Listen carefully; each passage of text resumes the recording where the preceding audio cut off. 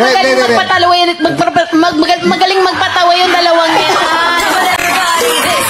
Ang nang iwan, iniwanan ay... Ang nang iwan at iniwanan. Teka na, iwan na natin. Pala ka dyan. Ano? Ano lang ko rin? Ginagaya ko lang Ginagaya ko lang siya. Ano ba sabi mo? Diba parang tayo. Umalis ang isa nang hindi man lang nagpaalam. Serious ah. Umalis ang isa nang hindi man lang nagpaalam. Ngayon, muslim. Inis na ba yung mga palakang bukid? Bukid.